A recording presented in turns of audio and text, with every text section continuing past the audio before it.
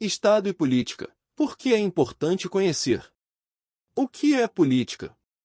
Vamos partir de uma premissa básica: não é preciso ser político para participar da política.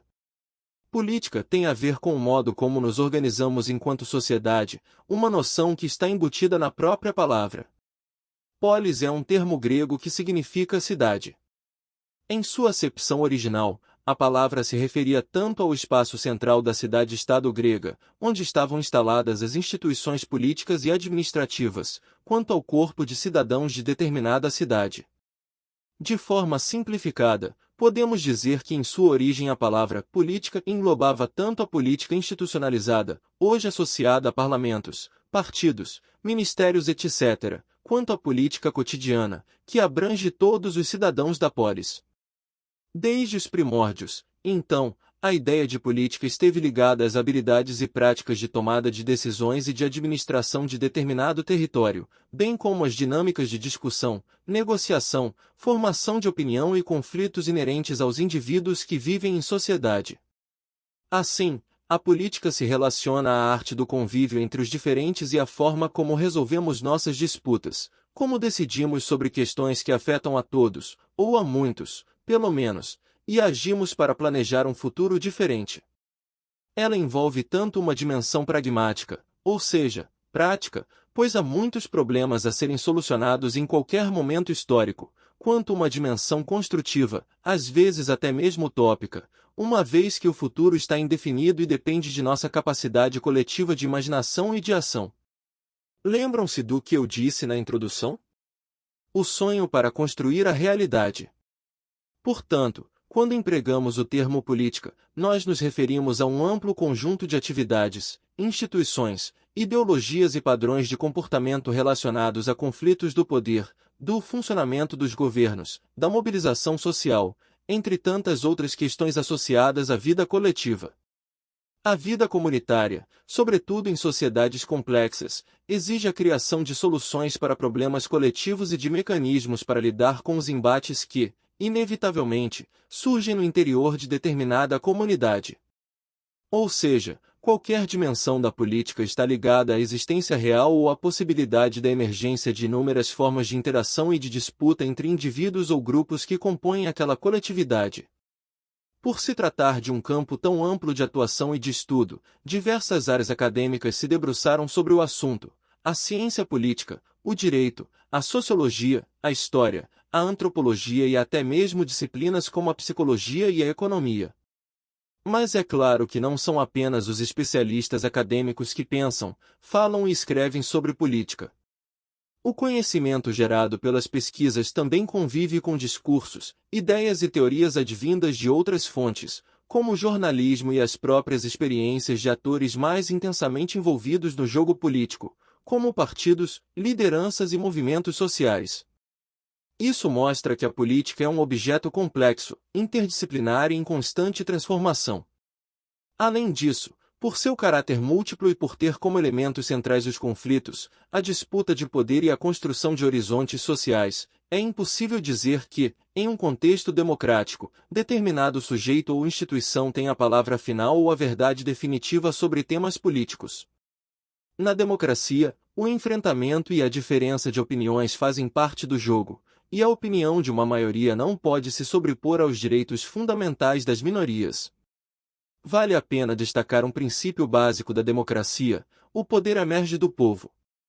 Ou seja, a democracia, ao menos hoje em dia, é um regime político que parte do pressuposto de que todos os indivíduos são iguais perante as leis, e que casta, classe, família, corporação ou partido não são atributos para decidir os rumos da sociedade sem que haja um processo de escolha anterior que abranja a totalidade dos cidadãos, seja de forma direta, seja por meio de seus representantes eleitos.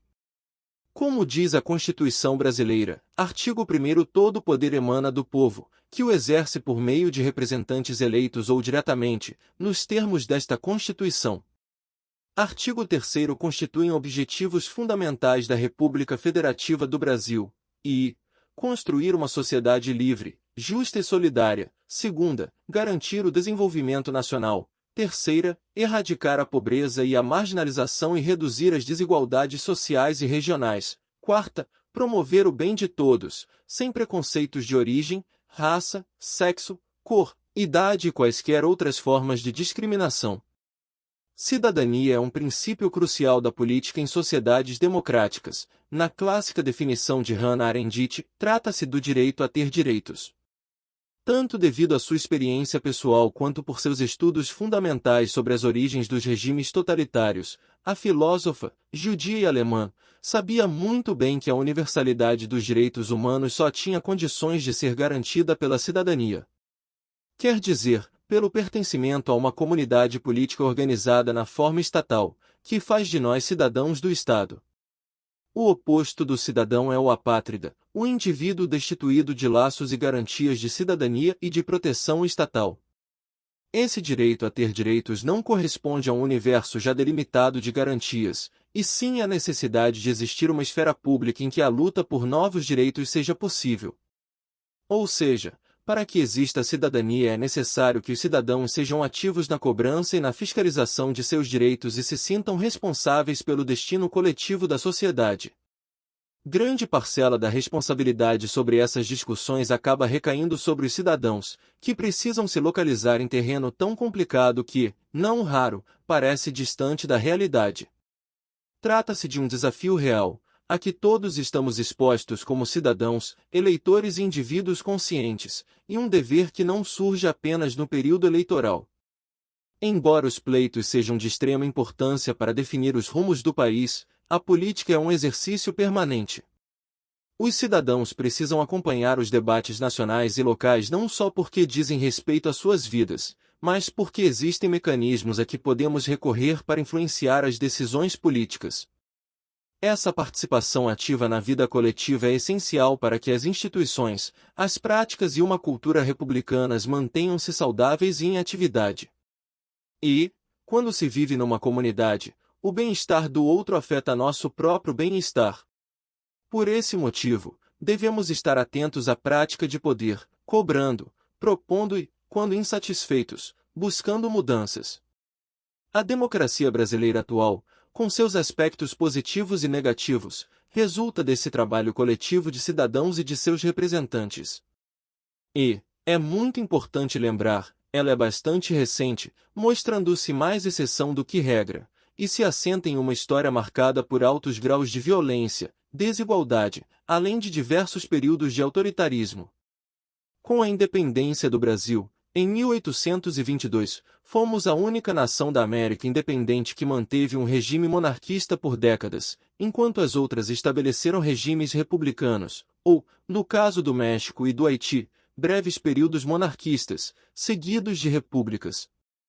E, mais que isso, um regime monarquista em uma sociedade cuja principal característica social e econômica era a manutenção da escravidão de populações de origem africana, um arranjo social brutal, que deixou cicatrizes profundas em nossa sociedade. A abolição da escravidão, em 1888, e a proclamação da República, no ano seguinte, levariam à constituição de uma república profundamente caracterizada por práticas autoritárias, corrupção e desigualdade regional e socio-racial, além da manutenção de uma estrutura econômica que nos situava na periferia da economia mundial. O governo de Getúlio Vargas, a partir de 1930, vai apenas começar a tocar nessa estrutura econômica e a incluir novos setores da sociedade nas dinâmicas políticas, mas isso em paralelo à construção de um regime autoritário durante o Estado Novo. A ele se seguiu um período democrático entre 1945 e 1964, marcado por avanços políticos e sociais, mas também por enorme instabilidade política que desemboca na ditadura militar de 1964, período de perseguição à oposição do regime, prisões políticas, exílio, tortura e milhares de mortes promovidas por representantes do Estado. É sobre os escombros dessa história, mas também retomando legados de lutas por direitos, que a nova república vai ser montada a partir de 1985, em especial com a promulgação da Constituição de 1988. Dessa forma, nossa configuração democrática é fruto de muitas disputas políticas e da construção coletiva de gerações, sobretudo aquelas que enfrentaram a ditadura militar, se organizaram local e nacionalmente pela democratização e nas décadas seguintes exigiram canais junto aos representantes constituintes e aos deputados. Embora esses movimentos tenham conquistado uma série de avanços, estabelecimento de direitos básicos, combate à inflação, políticas de combate à desigualdade, ainda temos uma série de desafios e limitações que precisam ser superados: altos índices de desigualdade, violência, racismo, corrupção, discriminação de gênero, entre outros. Sendo imprescindível nossa atuação como cidadãos para continuar aperfeiçoando a democracia na qual queremos viver. Levando em conta como funcionam os mecanismos de representação na democracia e as atribuições de cada uma das esferas de poder, uma medida prática e simples de participar da vida política além do voto é fazer pressão sobre os representantes eleitos, contatando e cobrando diretamente deputados e vereadores ou seus gabinetes. Como eu sempre digo, precisamos lembrar e cobrar.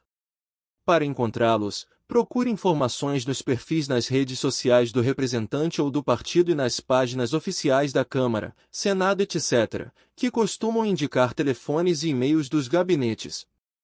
Outra forma de fazer isso é por meio de organização da sociedade civil, manifestações, atuação na internet, organização na escola, bairro ou local de trabalho, etc. Apesar da descrença e do desânimo popular em relação à política, não faltam exemplos de que essas atitudes muitas vezes funcionam. Para ficar apenas em exemplos recentes, a criação da Lei da Ficha Limpa, 2010, que pune políticos condenados por corrupção, partiu da organização da sociedade civil na primeira década dos anos 2000, em articulação com representantes no Congresso. Essa longa mobilização culminou, em 2009, na entrega ao Congresso de 1,6 milhão de assinaturas em defesa do projeto, cuja coleta foi coordenada pela OAB e CNBB, além de outros 2 milhões de assinaturas na internet. As grandes manifestações de rua em junho de 2013 fizeram que os governos de várias cidades e estados do país revogassem o aumento das passagens de ônibus e metrô. E aqui não vem ao caso se você concorda ou não com os resultados que são consequência da ação popular. O que importa é que você perceba o poder da organização. Aliás, até mesmo muitas garantias constitucionais emergiram da pressão da sociedade civil organizada. O princípio da função social da propriedade, por exemplo, foi incluído na Constituição Federal de 1988, artigo 5º, inciso xi, graças ao trabalho político de movimentos sociais, urbanistas e juristas que se articulavam no período da Constituinte em torno de uma agenda de reforma urbana. Esse princípio regula o uso da terra na cidade e no campo, já que determina que a propriedade privada da terra deve obedecer não apenas aos interesses do proprietário, mas também da sociedade, respeitando a legislação e os planos diretores municipais. Para que possamos entender como funciona a democracia, em particular a nossa, precisamos ter em mente alguns conceitos básicos. O primeiro deles é a ideia de Estado. O que é o Estado? Estado é uma das ideias fundamentais na política contemporânea. Não é simples traçar o histórico de sua formação, mas um momento-chave dessa linha do tempo foi a formação dos Estados modernos a partir do século XV na Europa. Nesse período, observou-se a centralização da autoridade política e militar em determinado território. Ou seja, se antes o poder estava espalhado por uma enorme quantidade de senhores locais, naquele momento passou a ser paulatinamente absorvido pelo rei, dando origem aos regimes chamados absolutistas. Na interpretação do sociólogo e historiador Charles Tilly, essa centralização se deu lentamente desde a queda do Império Romano, com o crescimento de territórios desses senhores, os quais passaram a exigir exércitos mais numerosos para proteger essas terras e seus líderes de ameaças internas, como levantes de camponeses, e externas, por exemplo, incursões de exércitos de senhores feudais de territórios vizinhos. O senhor, por sua vez, precisava de exércitos maiores e de mais impostos para financiar sua segurança, e encontrava poucas restrições à sua autoridade. Muitos deles chegavam a pregar que seu poder tinha origem divina e, portanto, não poderia ser restringido por parlamentos, líderes locais ou códigos de lei. Essa situação iria perdurar na Europa até a Revolução Inglesa do século XVII, quando se estabelece um primado do parlamento e uma monarquia constitucional, e as revoluções burguesas do século XVIII, como as revoluções francesa e americana. Esses episódios foram liderados por uma classe social emergente, a burguesia, e impulsionados pelas ideias conhecidas como iluministas. O iluminismo deu um novo lugar para a razão. Esse pensamento pregava que a história não deveria ser vista como a providência, ou seja, como o desenrolar no tempo da vontade de Deus, e sim como algo que poderia ser conduzido de acordo com a racionalidade humana.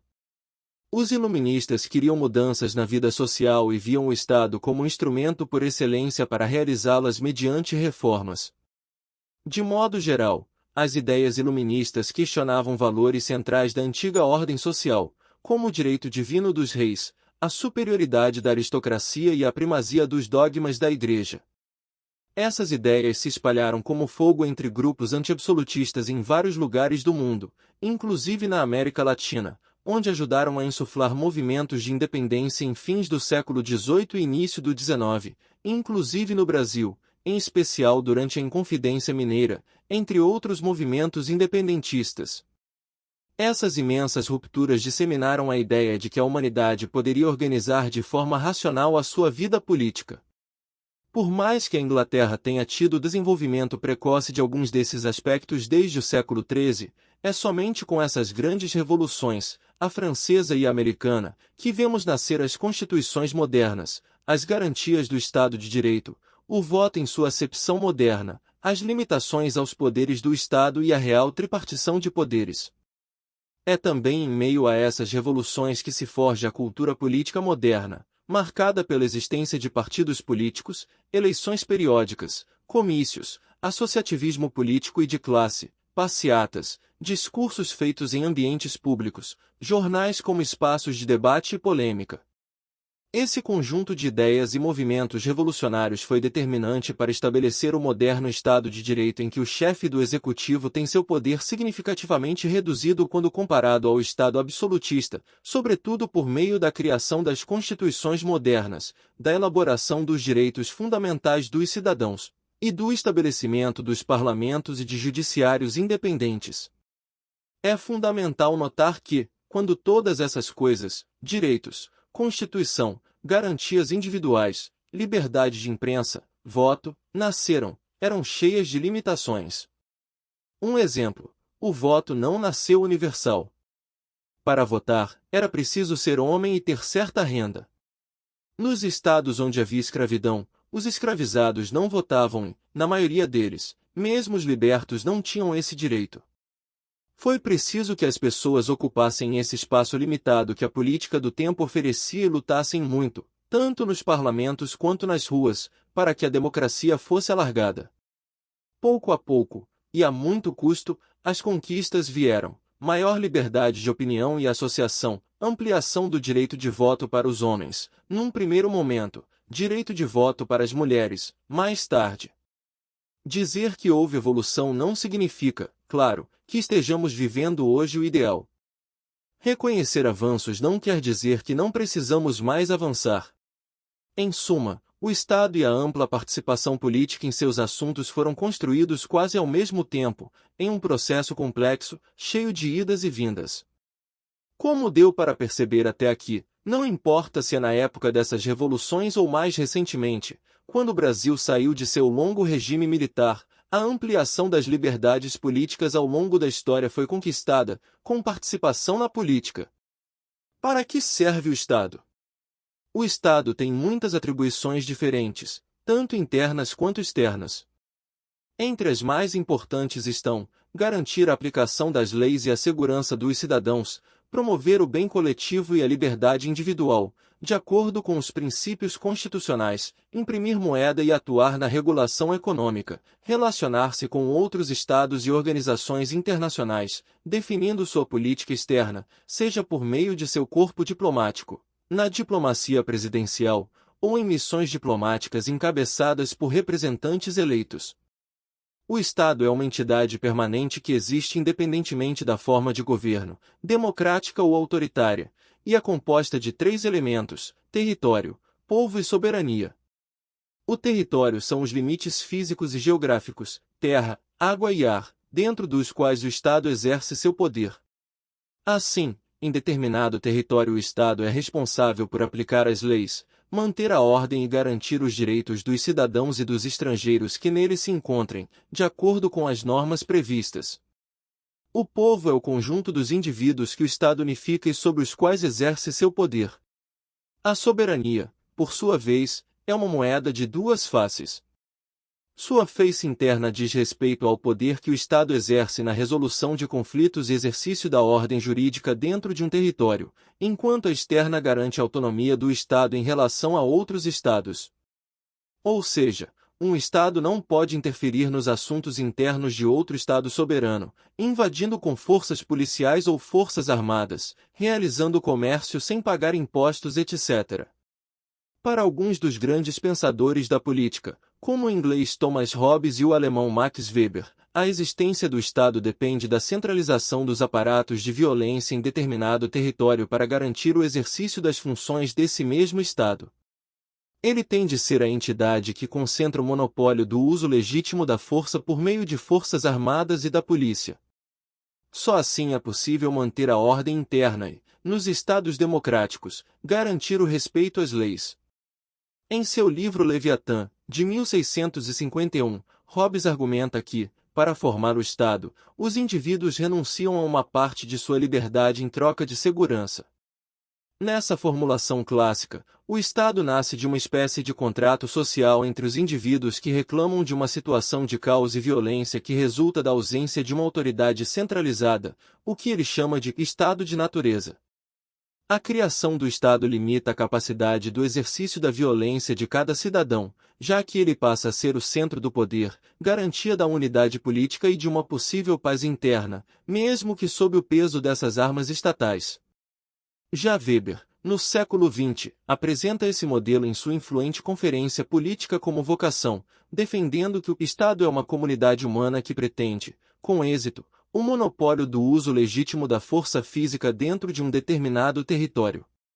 Mas você pode imaginar que a centralização do poder também traz o risco de vários tipos de arbitrariedades e abusos. A legitimidade de uso da força precisa ser muito bem regulada para evitar que o Estado faça uso desse aparato de violência de forma ilegítima, perseguindo opositores dos governantes ou violando os direitos dos cidadãos ou de grupos sociais, raciais ou religiosos. O uso arbitrário da violência pelo Estado é gravíssimo, como vemos tanto em estados autoritários, ditaduras militares na América Latina dos anos 1960 e 1970, ou os regimes fascistas na Europa nos anos 1930 e 1940, por exemplo, como democráticos, Estados Unidos e Brasil do século XXI, por exemplo, países de tradição escravocrata, onde o abuso da violência policial é uma constante, sobretudo contra a população negra, e constitui peça-chave das discussões sobre racismo estrutural. Por isso, ao longo do tempo os regimes democráticos viram a necessidade de criar regras constitucionais e legais para estipular quando e como é permitido fazer uso da força por meio dos aparatos armados do Estado. Por exemplo, um policial que utiliza sua arma durante uma abordagem está representando o aparato do Estado, por isso precisa obedecer a preceitos fundamentais pautados pelo respeito aos direitos humanos e pelo Estado de Direito. O problema da violência policial é de interesse público não apenas pelos danos que inflige às suas vítimas, mas porque constitui um exemplo de abuso do Estado contra os próprios cidadãos. Entenderam a gravidade? Além de ameaçar a vida e a integridade física de indivíduos e de grupos sociais, a violência policial não justificada atenta contra os princípios do próprio Estado. E mesmo o uso da força contra outras nações também deve ser regulado. A maioria das constituições dos Estados democráticos exige que o Congresso aprove atos de agressão contra outros Estados, e de acordo com as atuais normas internacionais, esses atos só podem ocorrer em caso de legítima defesa ou com autorização do Conselho de Segurança da ONU. Em resumo, o Estado é um corpo coletivo de poder político, composto por instituições, indivíduos e meios administrativos que têm legitimidade social para o exercício da força quando necessário, por meio das polícias, forças armadas etc., para garantir a manutenção da ordem social, o cumprimento das leis e a soberania perante outras nações. Vale dizer que um Estado tem de se legitimar ante seus cidadãos mesmo quando não é democrático. Dessa forma, legalidade não é o mesmo que legitimidade. Enquanto o primeiro conceito diz respeito à manutenção da democracia e ao Estado de Direito, o segundo tem a ver com a aceitação geral, mesmo que vez ou outra questionada, de que o Estado existe e tem competências, responsabilidades e recursos. É por isso que, mesmo em estados autoritários como a Coreia do Norte, o Estado precisa tentar se manter legítimo por meio de ideologias oficiais, símbolos, grandes eventos etc. Ou seja, precisa tentar, por meio desses instrumentos, manter a aceitação do seu mando, ainda que não sejam estados não democráticos. Qual a diferença entre Estado e governo? Embora exista uma confusão bastante comum entre os conceitos de Estado e de governo, os termos se referem a coisas distintas. O Estado é constituído por uma estrutura permanente, institucional, constituição, leis, códigos, símbolos, ou material, edifícios, fronteiras, armas, instrumentos de gestão. O governo, por sua vez, refere-se aos indivíduos e às instituições que temporariamente administram o Estado, conduzindo a política e a gestão pública. Há ainda uma segunda confusão: usamos a palavra Estado tanto no sentido de Estados nacionais, quase como sinônimo de país, por exemplo o Brasil, quanto no sentido de unidades de uma federação, como o Estado de Goiás. Diferenciamos os dois grafando o Estado no primeiro caso e Estado no segundo.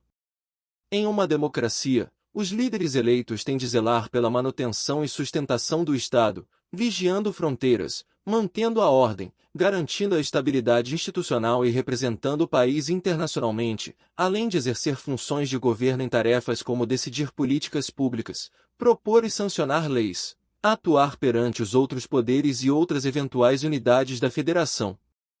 Outra diferenciação importante é que o Estado persiste para além dos governos, que mudam conforme o passar da história e, no caso de uma democracia, podem ou não se reeleger.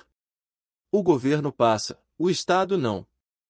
Essa continuidade e aspiração à permanência do Estado é representada pelos símbolos nacionais, como a bandeira e o hino nacional, que dão um senso de unidade à coletividade, ou seja, o povo que está sob um mesmo Estado. Em geral, esse conjunto de práticas e instituições voltadas à manutenção da unidade estatal é conhecido por razão de Estado.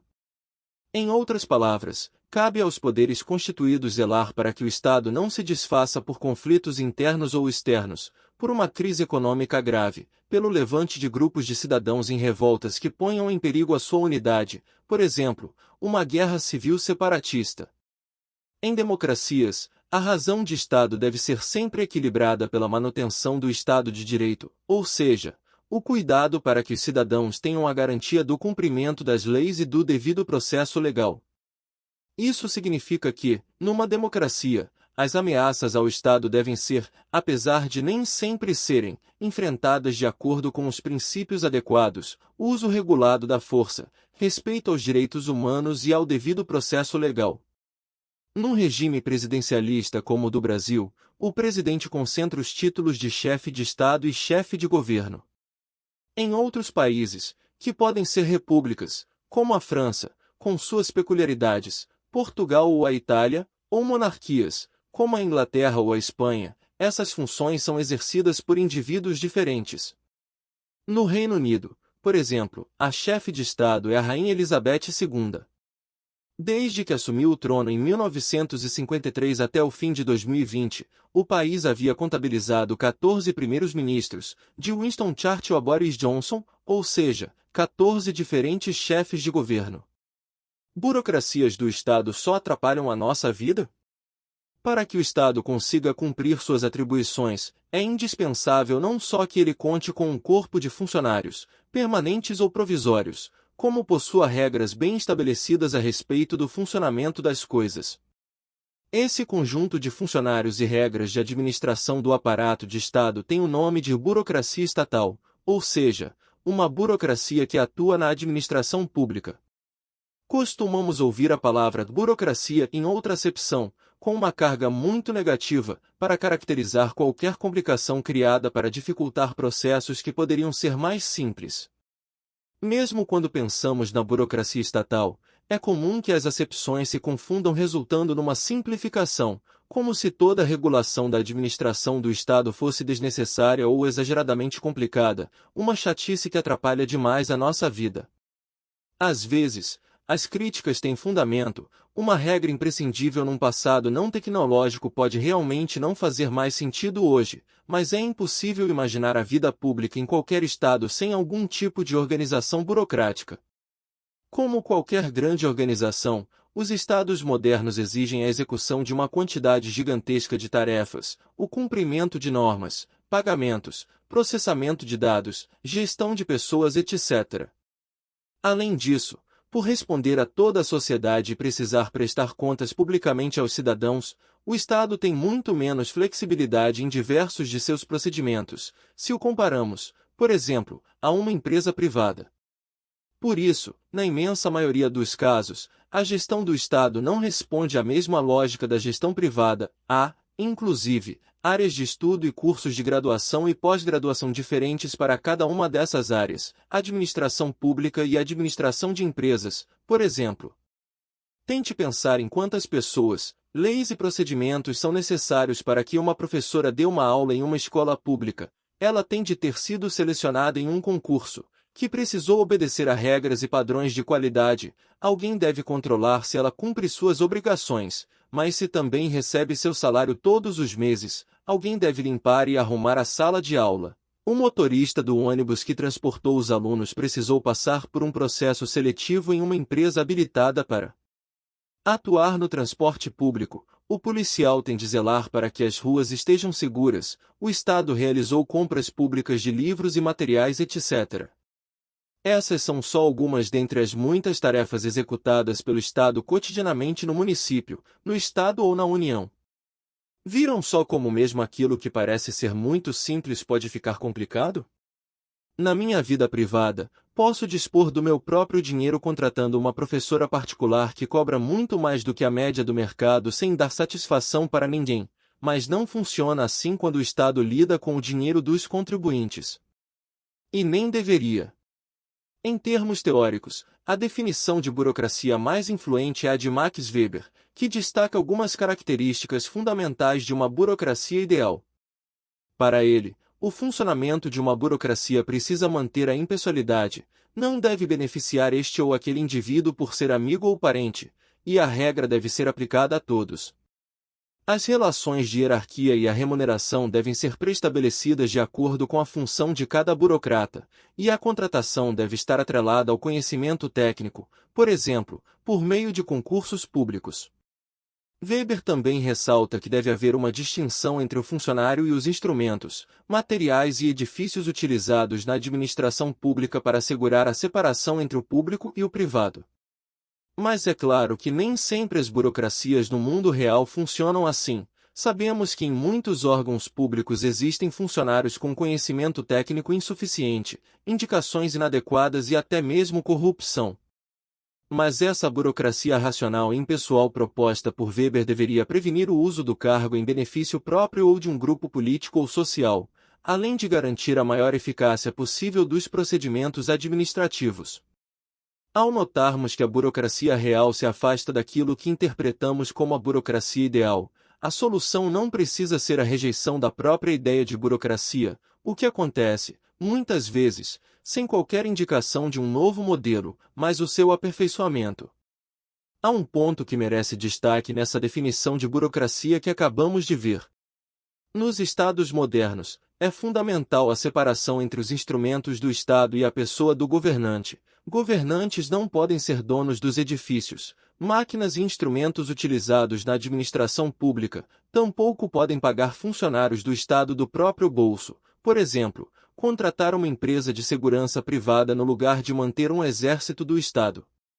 Quando não há uma separação entre o público e o privado, cria-se uma situação de patrimonialismo, uma palavra usada com muita frequência no Brasil para descrever desvios éticos ou de funcionamento do Estado.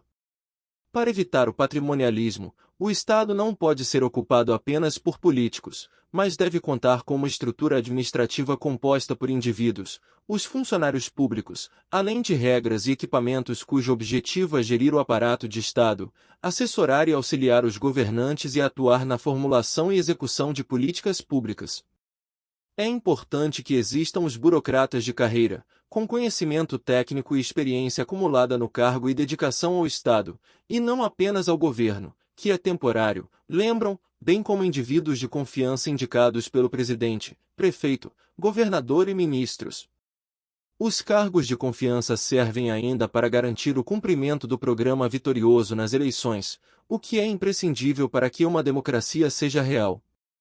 Também são centrais para sustentar as alianças políticas de que precisam os representantes eleitos.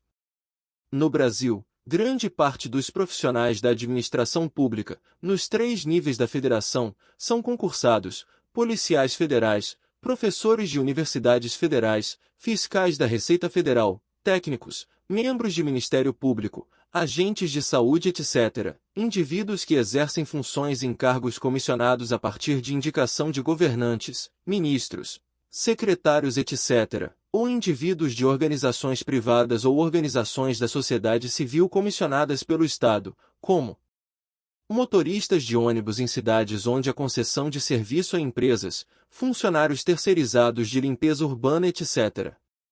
No Brasil, dá para notar que o debate sobre o nosso funcionalismo público muitas vezes acontece de forma simplista.